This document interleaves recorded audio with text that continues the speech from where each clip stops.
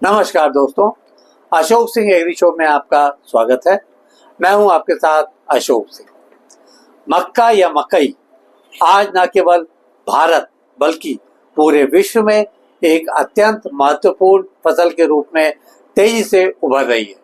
कभी पारंपरिक भोजन का हिस्सा रही यह फसल अब इंडस्ट्रियल, न्यूट्रिशन, जैविक ईंधन और पशु आहार के रूप में अधिक उपयोग में लाई जाने लगी है। इसकी उच्च उत्पादकता, बहुआयामी उपयोग और कम लागत में उत्पादन जैसी विशेषताएं इसे संभावनाओं से परिपूर्ण एक ग्लोबल स्तर की कमर्शियल फसल बनाती है। एपिसोड शुरू करने से पहले आपसे आग्रह करना चाहेंगे कि इस वीडियो को अंत तक अवश्य देखें ताकि आप भी इसमें दी जाने वाली जानकारियों का भरपूर लाभ उठा सकें तथा इसके साथ इसे आप शेयर भी करें। तो दोस्तों, आज के विषय पर कार्यक्रम की शुरुआत करते हैं। यह सच है कि मक्का का महत्व विश्वव्यापी स्तर पर तेजी से बढ़ रहा है। ऐसा इसलिए संभव हुआ है क्योंकि इसके तमाम तरह के नए उपयोग अनुसंधानों से सामने आने लगे। इतना ही नहीं, इससे तैयार किए जाने वाले विविध प्रोसेस आहार भी काफी लोकप्रिय हुए हैं। अमेरिका, ब्राजील, चीन, अर्जेंटीना जैसे देश मक्का के बड़े प्रोड्यूसर और कंज्यूमर भी हैं। अमेरिका में इसका सबसे बड़ा उपयोग पशु चारे, इथेनॉल उत्पादन और प्रोसेस फूड इंडस्ट्री में किया जाता है। दूसरी ओर यूरोप में मक्का आधारित बायोप्लास्टिक और पैकेजिंग उद्योग तेजी से पनप रहा है।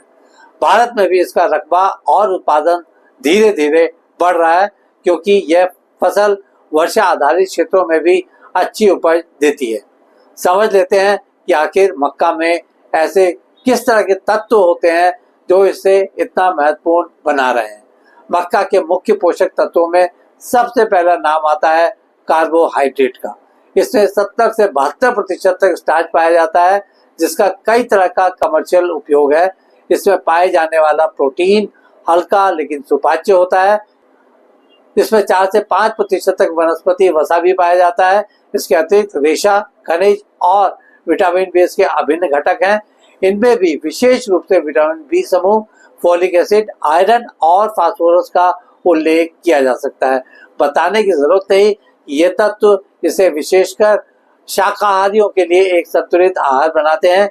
यह भी समझने की कोशिश करते हैं कि सदियों से मानव आहार में शामिल किए जाने वाले इस कृषि उत्पाद के उपयोग में कमी क्यों आई। मक्का कभी ग्रामीण भारत में रोटी और खिचड़ी जैसे पारंपरिक व्यंजनों में खूब उपयोग की जाती थी, लेकिन कई कारणों से यह उपेक्षा का शिकार हो गई।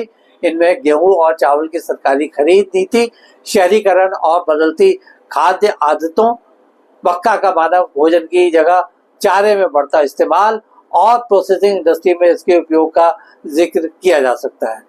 इसके अतिरिक्त इसकी रोटी जल्दी सूखती भी है और स्वाद भी जल्दी ही बदल जाता है। हालांकि अब स्वास्थ्य जागरूकता के साथ मक्का आधारित प्रोडक्ट्स की मांग दोबारा बढ़ रही है।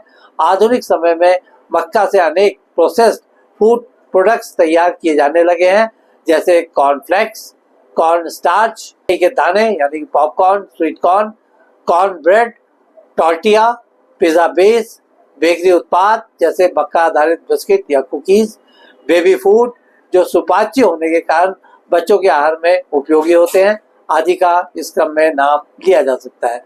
इनकी बाजार में विशेषकर हेल्थ फूड और डाइटिक फूड सेक्टर में बड़ी मांग है। मक्का का सबसे बड़ा औद्योगिक प्रयोग अब इथेनॉल उत्पादन में हो रहा है। जैविक ईंधन यानी कि बायोफ्यूल के रूप में मक्का आधारित इथेनॉल का विश्वव्यापी तौर पर उपयोग बढ़ता हुआ देखा जा सकता है। फॉसिल फ्यूल के यानी कि पेट्रोल के तेजी से घटते भंडार की वजह से इन पर निर्भरता कम करते हुए वैकल्पिक ईंधन के तौर पर मक्का और गन्ना से तैयार इथेनॉल का मिश्रित प्रयोग निरंतर बढ़ाने के प्रयास समूचे विश्व में जारी है।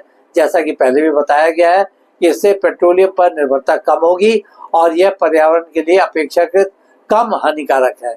अमेरिका में तो 40% से अधिक मक्का इथेनॉल उत्पादन में जाता है। भारत में भी इथेनॉल ब्लेंडिंग पॉलिसी के तहत मक्का आधारित इथेनॉल को प्राथमिकता दी जा रही है। हाल के वर्षों में तमाम तरह के शोध और अनुसंधानों से मक्का से तैयार किए जाने वाले नए प्रोडक्ट्स की सूची में काफ़ी बढ़ोतरी देखने को मिल रही है। इससे तैयार किए जाने वाले बायोप्लास्टिक और बायोफिल्म का बड़े पैमाने पर फूड पैकिंग में उपयोग किया जाता है। इससे प्राप्त होने वाला ग्लूकोज और डेक्सट्रोज दवा और फूड इंडस्ट्री में इस्तेमाल में आ रहा है। पशु आहार या फीड इंडस्ट्री की बात करें तो मुर्गी पालन, पशुपालन और मछली पालन में इसका चूर्ण बहुत उपयोगी है। कॉस्मेटिक और फार्मास्यूटिकल इंडस्ट्री में मक्का से निकाले गए स्टार्च और तेल का प्रयोग क्रीम और टेबलेट कोटिंग में किया जाता है। जैसे मक्का उत्पादन के प्रति टन पर लगभग लागत आती है 10,000 से 12,000 रुपए तक, और जिससे आय हो सकती है लगभग 2,000 से 4,000 रुपए तक। मक्का पिसाई की बात करें तो इससे 2,000 रुपए मशीन की लागत आ जाती है प्रति टन और प्लस 500 रुपए बिजली का खर्च, और जिस पर लाभ लगभग आता है 1,500 रुपए। कॉर्नफ्लेक्स प्रोसेसिंग पर लाभ की बात करें तो लगभग 7,000 रुपए प्रति टन से अधिक लाभ संभव है। स्टार्च उत्पादन की बात करें तो इस पर खर्च आता है 15,000 रुपए प्रति यूनिट का खर्च आता है प्रति टन पर, और बिक्री से 10,000 रुपए तक का लाभ प्राप्त किया जा सकता है। इसके अलावा प्रसंस्करण के साथ मूल्यवर्धन कर भी किसान 2 से 3 गुना तक अपनी आय बढ़ा सकते हैं।